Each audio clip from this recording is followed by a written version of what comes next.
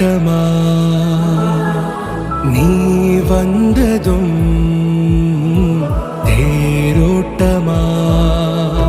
நிகழ்காலம் நீ எனவே காதல் கூறி கைப்பிடித்து கூட்டிச் சென்றதா